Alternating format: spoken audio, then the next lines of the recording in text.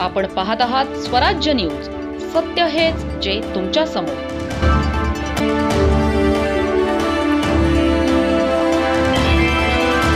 राष्ट्रीय महामार्ग क्रमांक 53 वर झालेल्या भीषण अपघातात अवघ्या 19 वर्षीय युवकाचा दुर्दैवी मृत्यू झाला आहे. नंदुरबार जिल्ह्यातील सावरट गावाच्या शिवारात ही घटना घडली. एकता हॉटेलसमोर शुक्रवारी सायंकाळी हा भीषण अपघात झाला. मृत युवकाचे नाव प्रतीक राजू गावित असे आहे. तो नवापूर तालुक्यातील बेडके गावाचा रहिवासी होता. कामानिमित्त तो सुरत येथे गेला होता. तेथून परतल्यानंतर तो दुचाकीने आपल्या गावी निघाला होता. सायंकाळी सुमारे 6 वाजण्याच्या सुमारास त्याची दुचाकी घसरली. दुचाकी घसरताच तो रस्त्यावर पडला.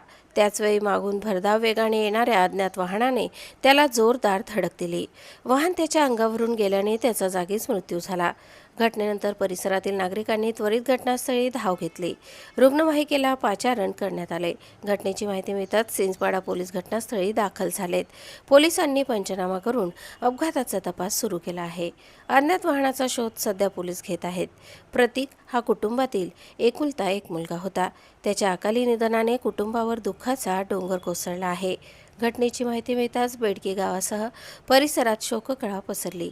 विसरवाडी ग्रामीण रुग्णालयात नातेवाईक आणि मित्रपरिवाराने मोठी गर्दी केली. या दुर्दैवी घटनेमुळे संपूर्ण परिसरातून हळहळ व्यक्त केली जात आहे. प्रतिनिधी नरेश चौधरी आणि वृत्तनिवेदिका सीमा पाटीलसह स्वराज्य न्यूज, नवापूर.